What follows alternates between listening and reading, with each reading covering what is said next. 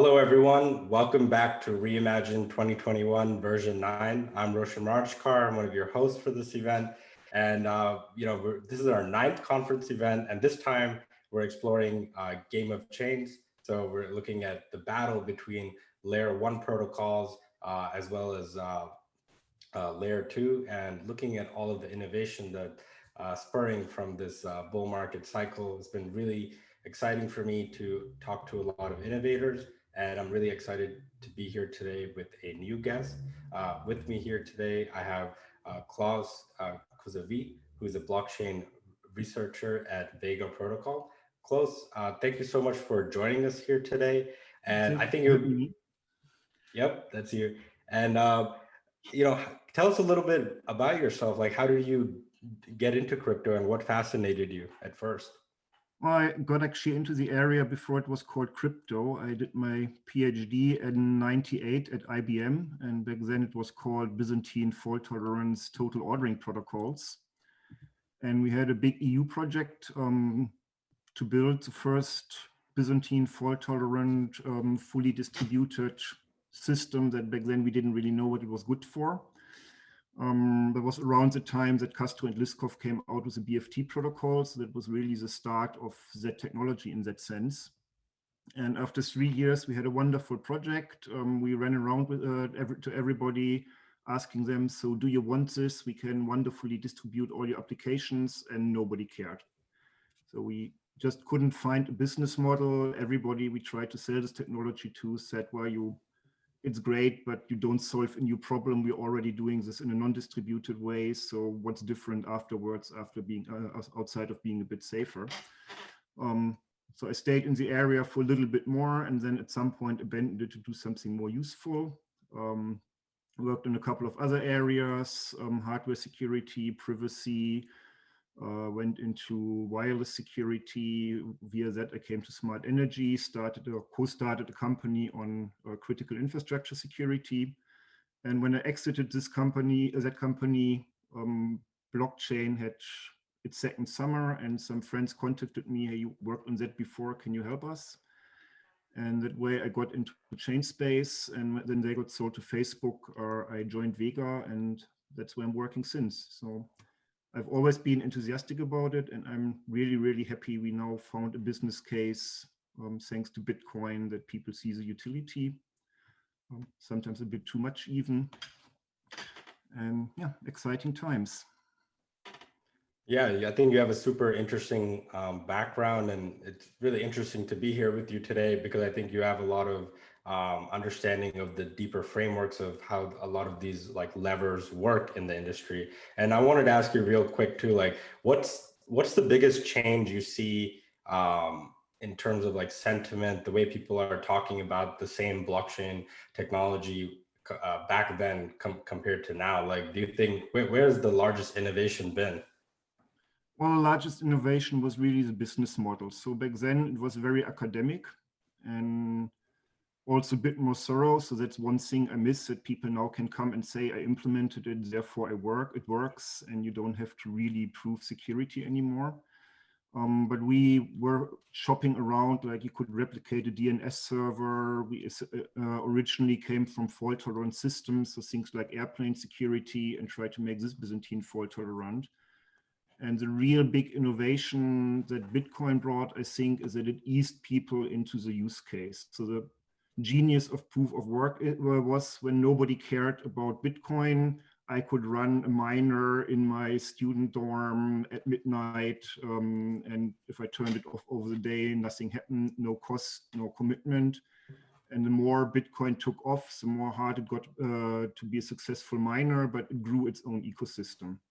And now that Bitcoin has shown this ecosystem works, you can come with other things that need more professional miners, and people are now convinced that there is a business.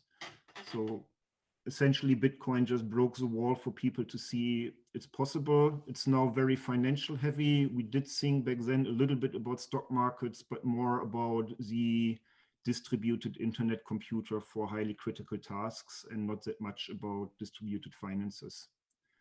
So that's the other thing, that now there's a strong focus on finance and of course a lot of money. and a lot of optimism. So the first thing that struck me when I came back to this area, when I worked in critical infrastructures, usually my customers were very unhappy after talking to me, and I was very unhappy after seeing how our electricity grids are secured. And now everybody wants to build something and wants to change something, and it's a very, very nice, optimistic spirit.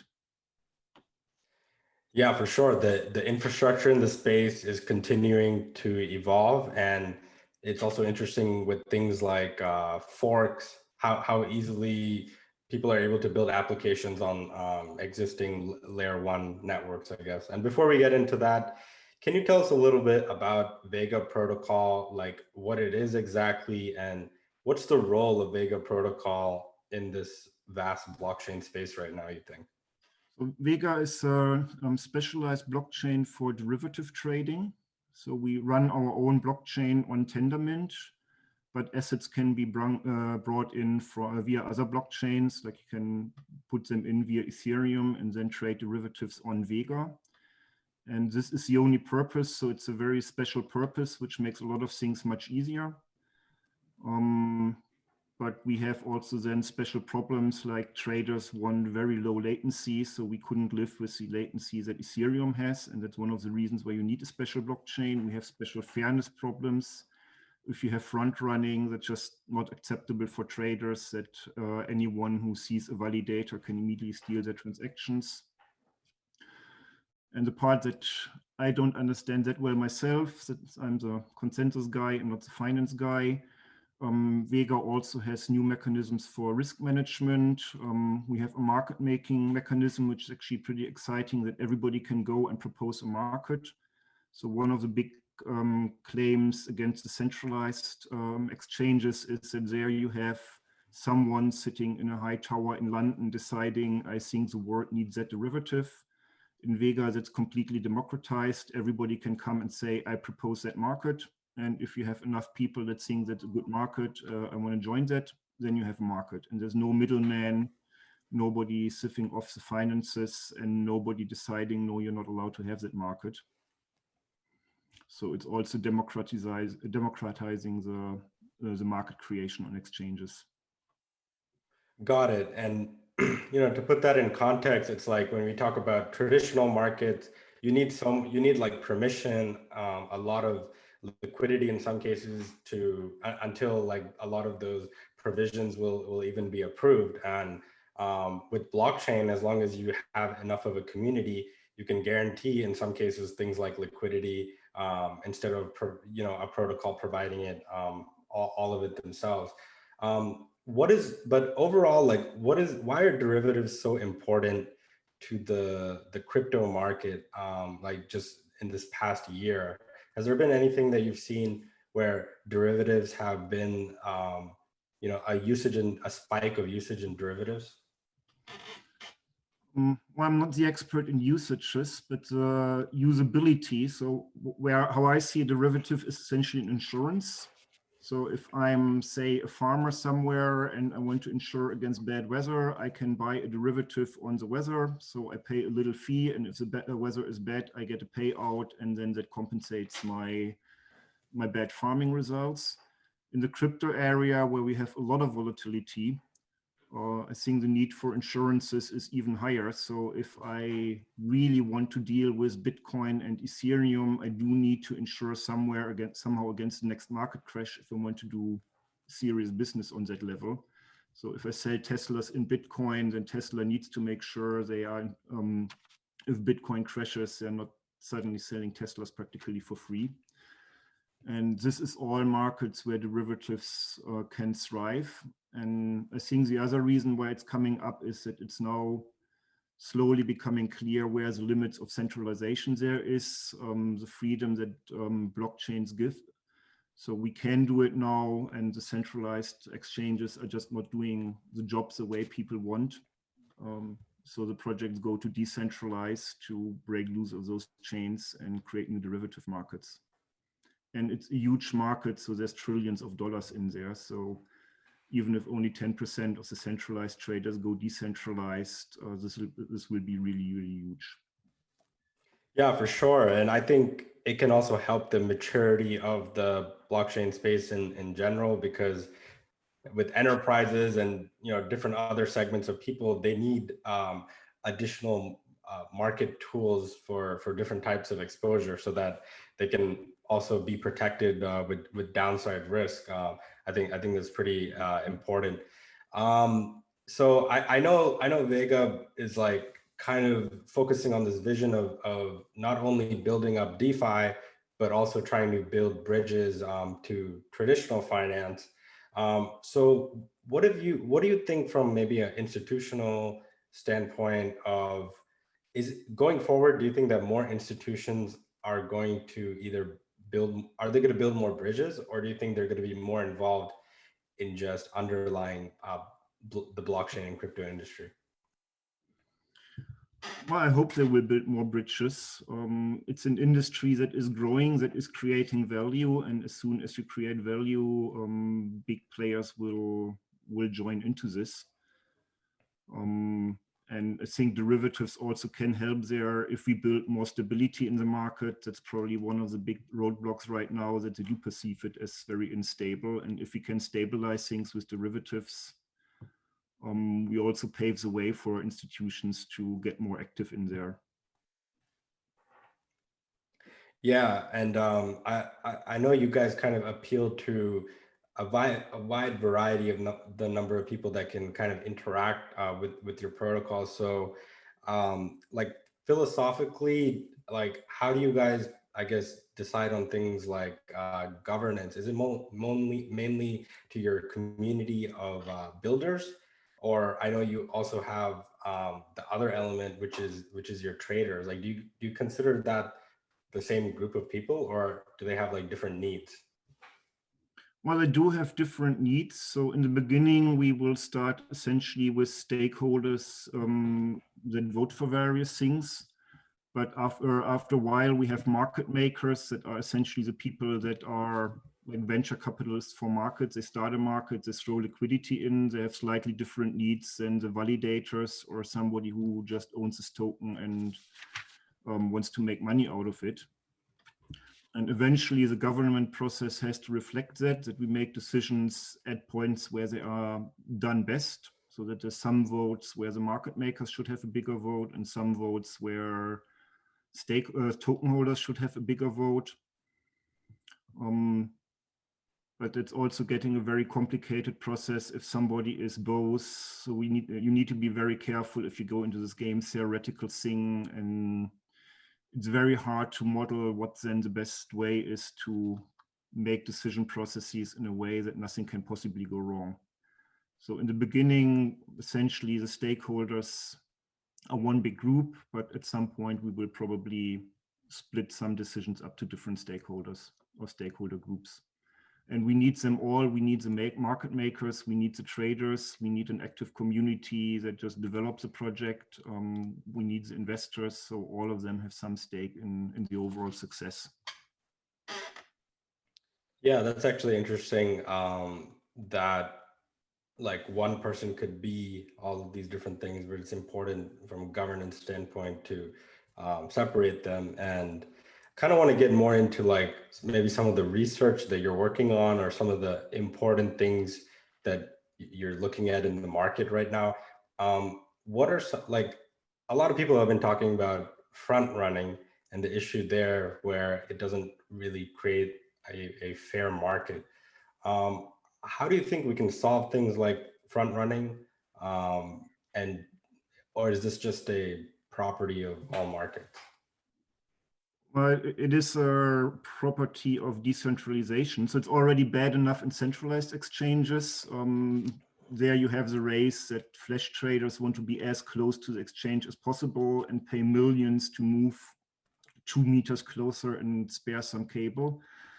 In a decentralized exchange, front running gets more complicated, because now the price of decentralization is that our infrastructure is now open and flash traders can actually run a validator. They see the communication between the validator. So it would be the equivalent as if in a centralized exchange, they're actually sitting inside the router of the exchange and not close to the wall. but it's also something that we definitely need to address. Otherwise, we will never win against centralized exchanges if we make this problem even worse. And there's a couple of ways to do this. So one traditional way that's already done by a couple of protocols is that they try to very rapidly switch the leader of the consensus protocol. So the one guy that can front run is a different one for every block. And it's very hard for an attacker to predict which one this is. Gives some protection, but not very strong. The other approach that already goes back to Cornell work from '94. It's now called commit and reveal. Back then it was called causality. That means that I encrypt my order before I submit it to the exchange, and then I decrypt it after it got scheduled by the blockchain. That gives some protection, not all, but it also has a disadvantage that it usually leads to more latency, since I need to first schedule the block, and once I know the block is finalized, then I can start decrypting. So I lose a lot of time, and latency for exchanges is pretty important. And the thing we are working on, and it's very similar work that's been done at Cornell at the same time, is a fairness protocol that can get a policy and delay transactions that seem to violate a fairness policy. So we can say, for example, if all validators saw my transaction before yours, then mine should also be scheduled before yours. And if some transaction seems to front run, that protocol would prevent that from happening. And it's a bit more complicated, as in everywhere in consensus, you quickly run into impossibility results, but it's a doable thing. And we now have a protocol that we are implementing that will do exactly this as an add-on to the existing blockchain. So it's a pre-protocol, little bit like Casper for Ethereum for finality. We have Wendy for fairness. And after the transaction goes through Wendy, the policy is being enforced. And we can have different policies. We can also have different market decide we have a different concept for fairness. So if some market says, yes, but we want people to be able to pay more and get a little bit of an advantage, if we implement this as a policy, then the tool can also enforce that. Yeah, it's interesting to hear. I haven't heard many people have that sort of structure of policies as kind of governance or guidelines. I think it's really great because there's tons of new projects that are launching, and it's not fully clear their structure for even things like governance. And I know we can get into what do you think about the evolution of proof of stake, but that's just what I think from my side. And the question that I also had for you was, how do you see it working out if a lot of these projects just fork or build off of a layer one protocol that maybe doesn't have all of its governance figured out? Or if the layer one protocol, it's still possible to front run that, and then you have all these other projects that are forking that. How do we solve that problem? Well, my ideal world, which is very, very slowly, it's moving into this direction, is a very high degree of modularization. So the way we wrote our fairness protocol is that you can plug it into every blockchain. So you can plug it into Ethereum, you can plug it into Tendermint, or it would work with everybody. Of course, some adaptation is necessary. And in my ideal world, that would also solve or address the game of chains a little bit. We would have highly modular chains where even the consensus protocol is one part, the gossiping under low is one part, the dissemination of the blocks is a separate part. And I can plug all these parts and plug them together into a chain that has my properties. So if I need a chain that's very fast, but only 20 validators, I plug in different components. And if I need 10,000 validators, but can live with 10-minute block size, but I could still build essentially on the same Lego block of layer one. So that would be my ideal world, and we're trying to go there. I think some other protocols are also slowly starting to have more systematic modules. I also think it's necessary because otherwise it's just getting way too complex. So One thing I've seen in critical infrastructure, once a system has a certain complexity, it's just bound to fail. And if you glue everything into one layer, one protocol, then at some point everything interacts with everything else and nobody has the overview anymore. And at some point it crashes and nobody knows why. So that's also why I'm a big fan of modularization. And then the forks would just essentially be different sets of Lego blocks. And if there's a Lego block missing, I can write my own one and edit, but also if I'm nice, give it to the community. Mm-hmm. Yeah, I think it's me dreaming here. Yeah, I mean, but honestly, they shouldn't be dreams, so to speak. Like I know there's tons of innovation in the space, and things are moving at a rapid rate. But I also see tons of people like waiting on some of these protocols to use them, and I'm kind of under the belief that I think things should be usable kind of on day one in whatever way, even if they're costly. People should still use them because that's how things evolve. And that was kind of my next question to you. Um, you know, you've been in this space a long time. How have you seen proof of stake, I guess, evolve, and where do you think it's going next from here? Well, in the beginning, the only thing we had was actually proof of stake. So if you look at the original BFT protocol, it is essentially proof of stake, although back then it was essentially one validator, one vote, but the same protocol just works with weights with no modification. So proof of work was actually the latecomer, but then got all the glory because it created the big business model. I think proof of stake is unavoidable. I don't think proof of work can last forever. I don't think we can justify forever to have the power consumption of, what is it, Denmark to run a currency. Also speed-wise, there's limits. So I think it did a fantastic job, but I see it as like the Mozilla browser back then, no, the Mosaic browser. So the first browser that essentially created the web, but nobody knows it anymore now. Proof of stake does bring its own difficulties, of course. So the whole stake economics, slashing, once I can't implement things on a protocol level anymore, but I have to go by economic incentives, and things can get really, really weird.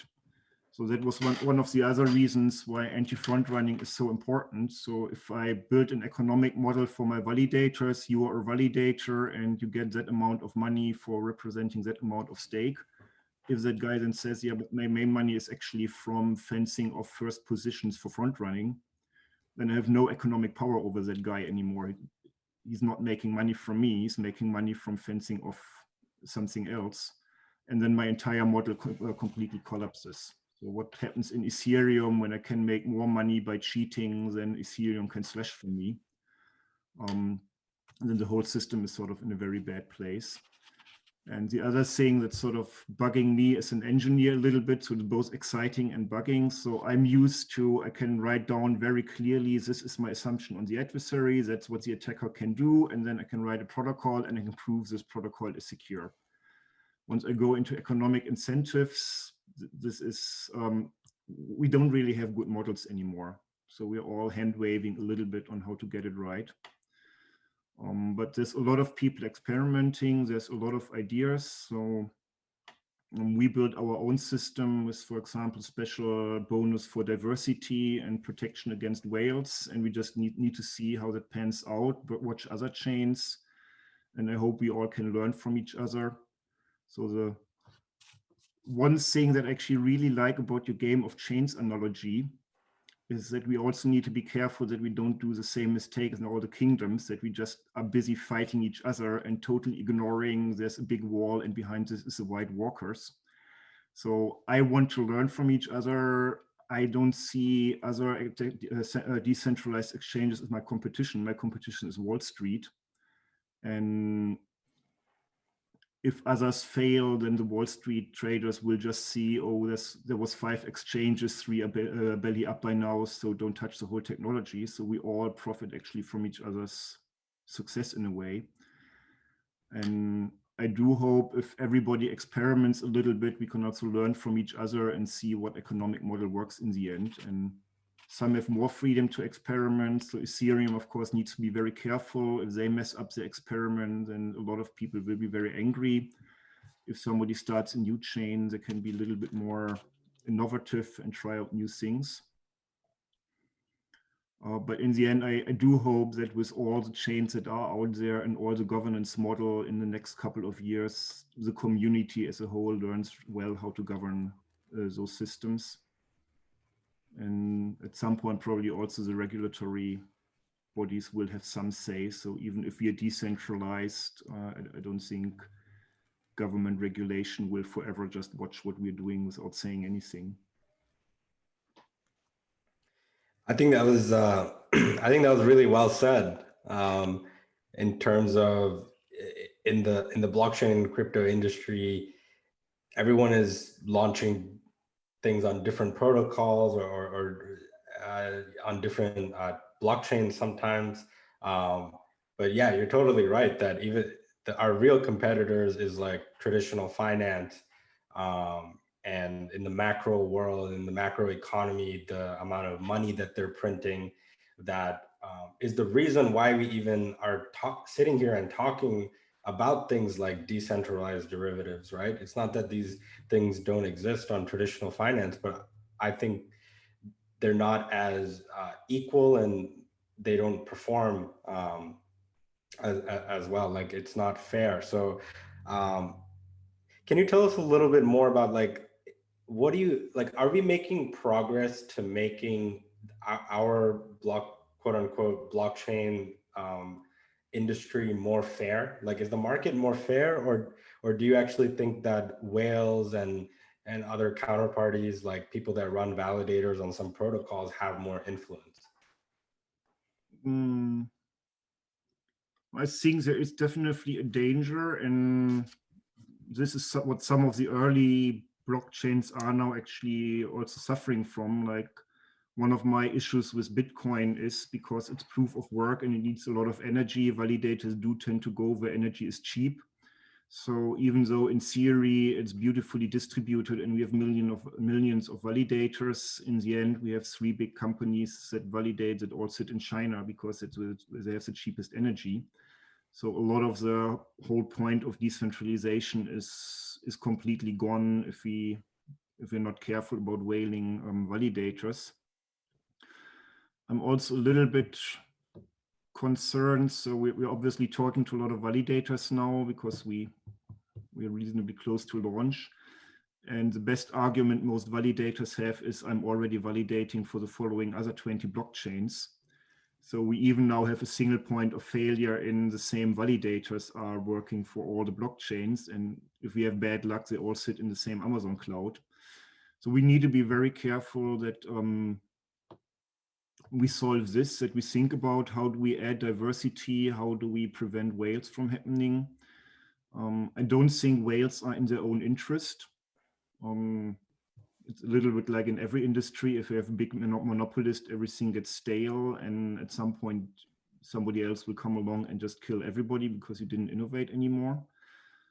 But that's again going to the staking thing and to the whole financial modeling. How do we build a model that doesn't allow for whales? So what we have in our governance model is that if you get a too big part of stake, you don't get more money per stake anymore. So you can't grow whale, you actually lose money if you go too big. And we also hard code this in the consensus protocol that you can have only that much voting power.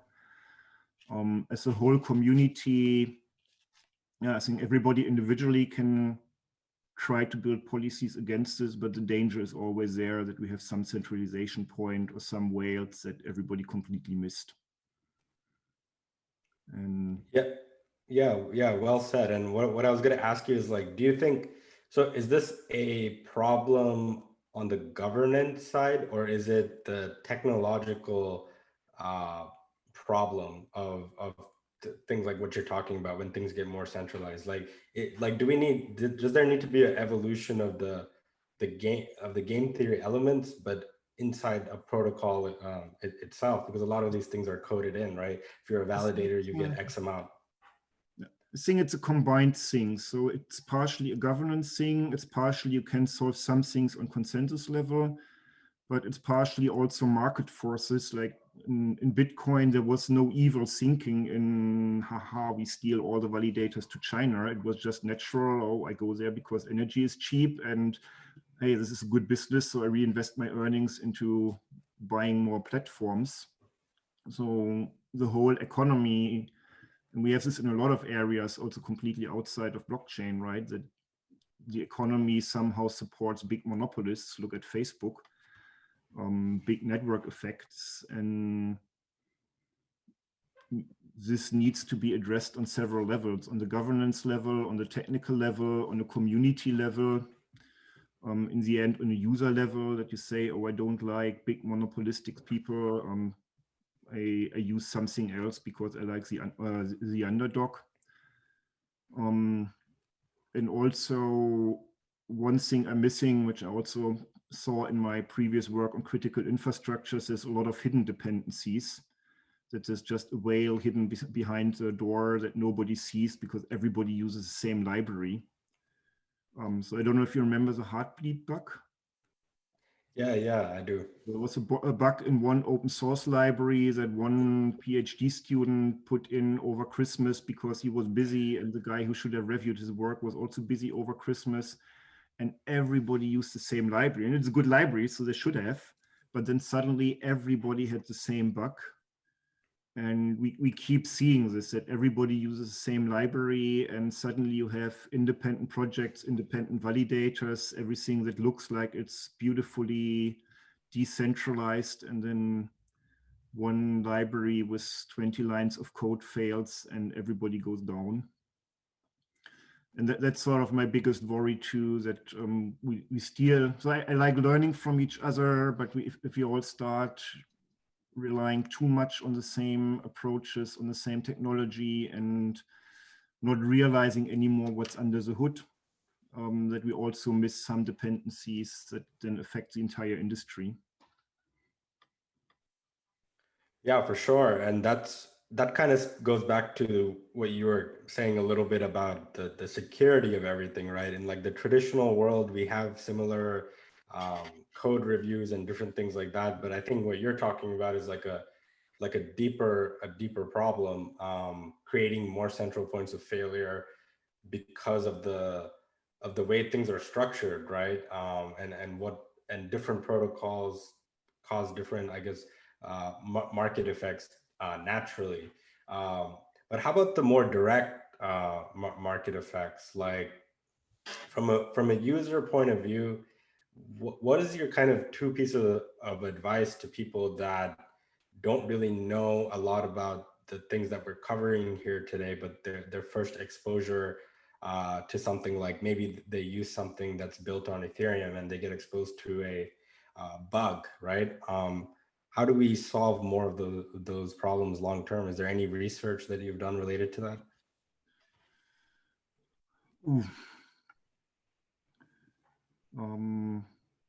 That's a good question. So, I mean, if you get exposed to a bug, it's a sort of very broad thing. If it's a sort of fatal bug that calls all of Ethereum, if you're worried about this, then the only advice is don't invest more money into crypto than you can lose.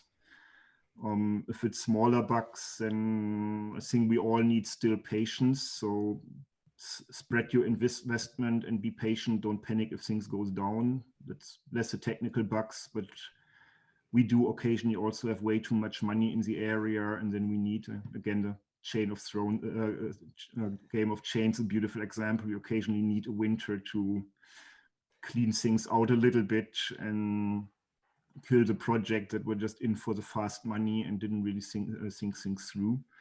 But as a user, I don't think you can do a lot outside of stick to well-known chains with respectable teams. I also prefer the chains that have a big infrastructure. So if you look at Ethereum, it's not only the technology, it's also Ethereum has a huge amount of contributors, researchers, infrastructure, other things like Polkadot, Cosmos. This is the kinds of chains that have resources. If something goes wrong, they can fix it. if you have I had a great idea how to speed things up and make a blockchain, but I just get enough investor money to implement this one idea chain. If something goes wrong there, that's probably a little bit more difficult. And yeah, I also prefer more project building on some established chains, so we can a little bit, so talking about centralization again, it's that's a balance. So if we don't have too many chains, then we also have the possibility to throw more resources at getting the ones that we have right. So that's a balance between, we don't only want one chain, we don't only want one library, but if we split our resources on 10,000 chains, then we won't get anything useful done either. So that needs to be a good balance on, this is how many chains we have, and this is what then other projects can build upon, and then focus on what they do well. 100%. That was exactly like kind of what the energy that we're trying to promote as well. Like, you know, it's called Game of Chains, and everyone is obviously competitive and battling to increase the usage and innovation of their protocol, but it all leads to the same thing. And I 100% agree with your thoughts. Like having one is maybe a central point of failure, and then if you have too many, it splits up. So we really need to pool our resources together, however that is. Different chains also work with each other on specific different types of implementations, which I think is really great. So yeah, to sort of end things off here, what are some of the tell us some interesting things that you're focusing on, maybe research-wise this year, or what can we expect from Vega in the coming months or the year?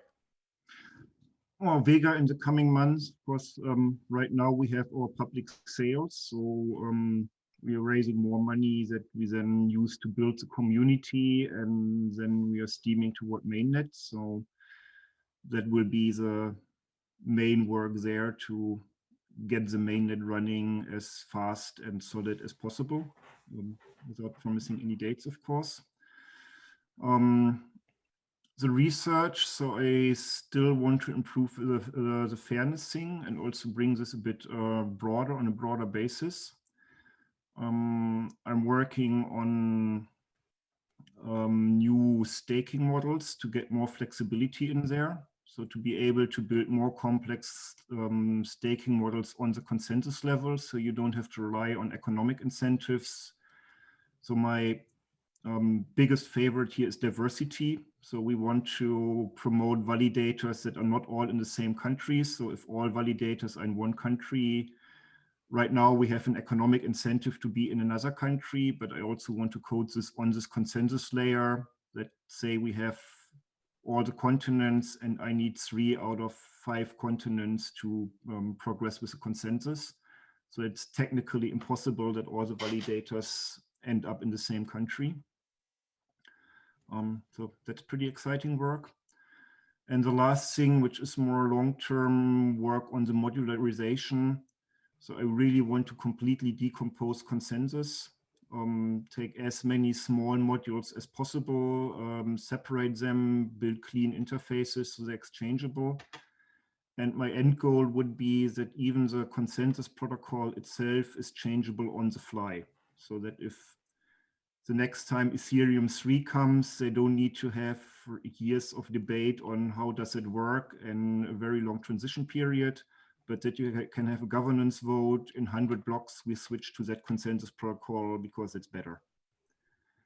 And there doesn't actually seem to be any fundamental roadblock, but it also hasn't been done yet. And if we have this, then we really would have a sort of service-oriented consensus layer that everybody can build on. And if new innovations come, everybody can pick this up relatively quickly without having to completely overhaul the entire system. Yeah, what a great innovative idea to end things off. We'll leave the audience kind of pondering about the future implications of that. And lastly, how can people, just keep in touch with you and learn more about Vega? Well, Vega has a website, vega.xyz, and we also have a testnet, which we really would like as many people as possible to participate in. That's fairground.wtf. And there will also be incentivized games. So we really want people to experiment with trading on there, and you can even win. I think we're then having tokens that you can win by participating in those games. And yeah, I'm reachable via the Vega website or Klaus at vega.xyz. Yeah, read the website and do join our fairground, practice trading, and then once we're live, you can get rich on the real thing. Love to hear it. Thank you so much for joining us here today, Klaus. I had a great time speaking with you. And yeah, I encourage everyone to check out Vega. Thank you. Thank you. And I'll let you all tune back into another interview here at Reimagine 2021 version 9. Thank you.